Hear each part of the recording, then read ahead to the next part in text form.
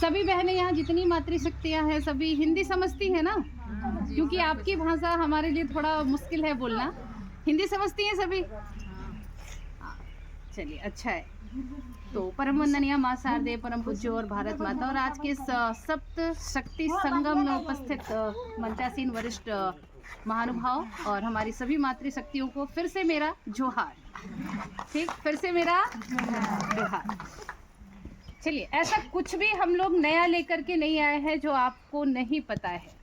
नया सिर्फ इतना है कि हमने इम्प्लीमेंट कितना किया अपने अंदर। हमारे अंदर वो चीज़ें हैं, हम उसको निकाल के समाज में कहाँ रख पा रहे हैं। तो आज इसी विषय पे सोचने के लिए हम बैठे हैं। ठीक है, तो थोड़ा सा समय आपका लेंगे, बहुत ज़्यादा समय नहीं लेंगे।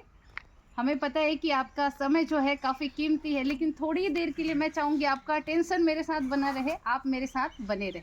ठीक है, सभी उम्र की महिलाएं यहाँ बैठी हैं, बुजुर्ग अवस्था की महिलाएं भी दिख रही हैं और नई नई महिलाएं भी दिख रही हैं, यानी कि कैटेगरियाँ सभी हैं।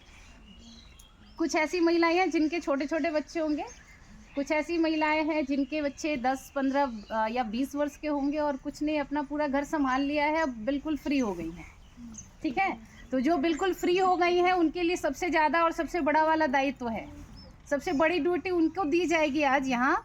जो पूरी तरह से फ्री हो गई, जिनको अब लग रहा है अब तो बुढ़ापा आ गया है, अब किसी दिन राम नाम सत्य होना है और चले जाना है, तो आज ऐसे सोच के नहीं बैठना। आज आप यहाँ इसलिए बैठे कि सबसे बड़ी ड्यूटी आपको लेनी है। अब ड्यूटीज़ कैसे बांटी जाएंगी, तो जो बहनें यहाँ बैठी हैं जो अनमैरिड हैं वो अभी थोड़ा सा रिलैक्स कर लें, लेकिन जिनके छोटे छोटे बच्चे हैं, आज हम जो विषय लेके आए हैं वो आवश्यकता क्यों पड़ी है इस विषय को यहाँ लाने की। तो इसमें से कितनी महिलाएं अर्जुन की कहानी सुनी है, अर्जुन और अभिमन्यु की? भगवान कृष्ण का नाम सुना है ना? महाभारत का युद्ध सुना है ना? महाभारत के युद्ध में जब कौरवों ने चक्रव्यूह बनाया तो पांडवों के अंदर खलबली मच गई कि सिर्फ एक को ही चक्रव्यूह का भेदन आता है, 7 द्वारों का भेदन, और उसे अगर युद्ध से दूर कर दिया जाए तो फिर चक्रव्यूह को कौन भेदेगा?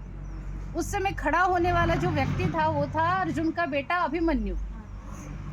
अभिमन्यु से पूछा गया कि तूने कब सीखा चक्रव्यूह भेदन? तो अभिमन्यु ने कहा कि जब मैं अपनी माँ के पेट में था तब मेरे पिताजी ने मेरी माँ को चक्रव्यूह कैसे भेदा जाता है ये बताया था। 6 द्वार को कैसे भेदा जाता है यहाँ तक तो मेरी माँ ने सुना, लेकिन जब 7वें द्वार को कैसे भेदना है ये पिताजी बताने लगे तो मेरी माँ सो गई। तो मैंने सुना ही नहीं, जब माँ ने नहीं सुना तो मैंने भी नहीं सुना। अब ये बात क्या साबित करती है पता है आपको? कि आपके अंदर जो बच्चे पल रहे होते हैं वो उनको सारा ज्ञान होता है जो आपके पास होता है। इसीलिए विज्ञान कहता है कि जो महिलाएं बच्चों को जब जन्म देती हैं तो उनमें उन महिलाओं का 85% गुण आ जाता है। 100 में 85% गुण लेके वो बच्चे पैदा होते हैं जो आपने जिनको जन्म दिया। तो अब मेरा जो विषय सप्त शक्ति संगम में है वो है भारत के विकास में महिलाओं की भूमिका, यानी कि आपकी जो ड्यूटीज़ है अपने देश के निर्माण में वो क्या होगी। बहुत सारी महिलाएं सोचती होंगी कि हाँ अब देश के निर्माण में क्या भूमिका निभानी है, हमें थोड़े ना नेता बनना है। तो हमें नेता बनने की ज़रूरत ही नहीं है, क्योंकि भगवान ने हमको सबसे बड़ी ड्यूटी दे रखी है। कौन सी ड्यूटी? अपने बच्चों के निर्माण की ड्यूटी। आपने अगर अपने बच्चों को 100% दे करके अच्छा बना दिया, अच्छा नागरिक बना दिया, तो आपने अपनी सबसे बड़ी ड्यूटी पूरी कर ली। सबसे बड़ी ड्यूटी पूरी कर ली आपने। 100 में से अगर 99 को हटा दे तो क्या उसको हम 100 बोल पाएंगे? नहीं बोल पाएंगे। तो उस एक के महत्व को समझते हुए हमें समझना है कि हम उस एक में आते हैं, जो 100 के 99 के साथ जुड़ेंगे तभी वो 100 होगा। यानी कि हमें अपने बच्चों को बनाना है। किनको? जिनके बच्चे अभी छोटे छोटे हैं, जिनके बच्चे 10 या 15 साल की अवस्था में हैं, उन माताओं को अपने बच्चों का मित्र बनना पड़ेगा। मित्र मतलब दोस्त। इतने खुले मन से अपने बच्चों से जुड़िए कि आपके बच्चे बाहर अपनी समस्याओं को बोलने के पहले आपसे अपनी समस्याओं को बोले। तो उस उम्र की महिलाओं के लिए दूसरी ड्यूटी है क्या, कि अपने बच्चों को अपना दोस्त बनाइए, ताकि समाज में जाकर के कुछ गलत करने के बाद वो बच्चे कुछ गलत कदम ना उठा लें। उससे बेहतर है कि आप उनके हर गलत सही को समझने का प्रयास कीजिए, समझाने का प्रयास कीजिए। ये भी आप भारत के विकास में आपका सहयोग होगा। तीसरी उन महिलाओं के लिए है जिन्होंने बुजुर्गावस्था देखना शुरू कर दिया है। अब उनको लग रहा है कि अब मेरे जीवन का अंतिम समय आया, पूरे जीवन ही मैंने घर को दे दिया, पूरे जीवन भर मैंने काम किया, अब हमें आराम करना है। आपका दिल आराम करने लगे तो, आपका दिल भी बोले कि अब मैं भी बुढ़ा हो गया, मैं भी सांस नहीं लूंगा, तो आपका दिमाग बोले अब मैं भी काम नहीं करूंगा, तो चलेगा क्या? नहीं चलेगा।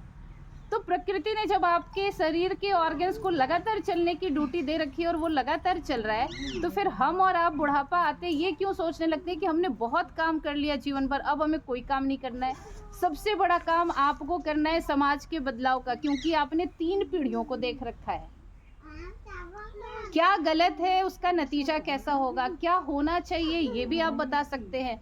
आपके पास सबसे बड़ी शक्ति है, कौन सी शक्ति? अनुभव की शक्ति। आपने एक लंबा समय समाज को देखा है, गलत और सही दोनों का अनुभव है आपके पास। तो आप महिलाएं जहां भी बैठती हैं वहां पे हम सबसे पहली चीज छोड़ दें ये करना कि हम एक दूसरे की बहू कैसी है, सास कैसी है, बेटा कैसा है, बेटी कैसी, इसके बारे में अगर आप गहन चिंतन करोगे ना अकेले बैठ करके, तो आप रियलाइज करेंगे कि इसके बारे में बात करके हमें कोई फायदा नहीं होता। सवाल पूछिए अपने से कि क्या किसी की बहू के बारे में अगर हमने गलत बोला तो हमारा कोई फायदा हुआ उसमें? हाँ, नुकसान हो सकता है कि किसी तीसरे ने बोला कि हाँ उसने बोला, फिर लड़ाइयाँ होंगी, झगड़े होंगे ना। और यही हमने अगर सुना कि हाँ उसकी बहू खराब है, तो हम प्रयास करेंगे जानने का भाई हमारे समाज से है, क्यों खराब है, क्या समस्या है। हम समस्या के निराकरण के बारे में क्यों नहीं सोच पाते? हम उस समस्या को ऐसे अपने समाज में क्यों दिखा रहे हैं कि हाँ देखो भैया उसका घर खराब है, हमारा घर बड़ा खुशहाल है। हमारा और आपका कोई घर नहीं है। हमने यहाँ परमिट ले नहीं रखा भगवान जी से, हम यहाँ लाइफ टाइम नहीं रहने वाले हैं, पूरे ये कि 800-900 साल नहीं जीने वाले हैं। तो जब कुछ ही समय मिला है तो उसको अच्छे प्रयोजन में क्यों नहीं लगा? मेरी बात समझ रही है? हम ये करने के बजाय कि किसके घर में क्या गलत हो रहा है, क्या कौन लोग गलत हो रहे हैं, इस पर चर्चा करने की बजाय हम समाज में एकजुट हो करके ये क्यों नहीं सोच पा रहे हैं कि उसके घर में जो गलतियां हो रही हैं उसको सुधारा कैसे जाए, क्योंकि उसका घर भी मेरा ही घर है। अगर आप ये थिंकिंग रखेंगे, आप ये सोच रखेंगे कि नहीं उसका बिगड़ता हुआ घर भी मेरे से संबंधित है, तो कल आपका घर भी बिगड़ने की संभावनाओं से घिरा होगा ना।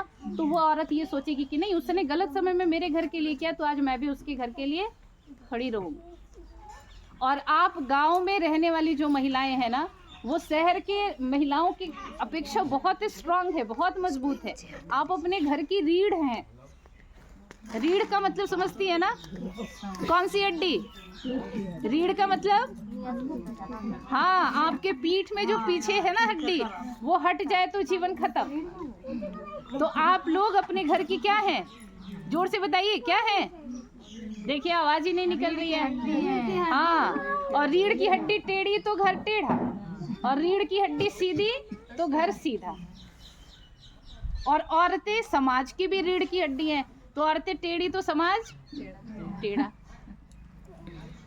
तो अब ये सारे निर्णय आपको करने हैं। अभी दीदी जी ने बताया आपको कि RSS शायद गांव के परिवेश से थोड़े दूर में आप आते हैं, आपके पास वो साधन पहुंच नहीं पाए हैं, इसीलिए आप नहीं समझ रहे होंगे। आज हमारा देश सुरक्षित हो रहा है, किसी अच्छे व्यक्ति के हाथ में है, हम सुरक्षित हो रहे हैं। यहाँ फोटो में 2 लोग बने हुए हैं, पहचानते हैं कोई इनको? दीदी जी लोग को छोड़ के जो महिलाएं बैठी हैं वो पहचानती हैं? ये जनजाति महिलाएं हैं, आदिवासी संथाली महिलाएं हैं, जिनका नाम है फूलो और छानो। पता है इन्होंने क्या किया था? आज से 100 साल पहले सोचिए, जब शिक्षित नहीं थे लोग, लड़कियां घर के बाहर नहीं निकलती थी, उस समय इन दोनों बहनों ने 21 अंग्रेजों को अपनी कुल्हाड़ी से काट के मार दिया था। आ रही बात समझ में? इस विषय को जरा सोचो कि 2 महिलाएं, 2 लड़कियां जंगल में लकड़ी काटने गई हैं और उन्हें कुछ पता चलता अंग्रेजों के बारे में, और उनके अंदर इतना गुस्सा आता है कि वो लकड़ियों को काटने वाली कुल्हाड़ी लेकर के जाती हैं, ये दोनों बहनें, और 21 अंग्रेजों को काट के मार डाला। अपने घर के लिए नहीं किया,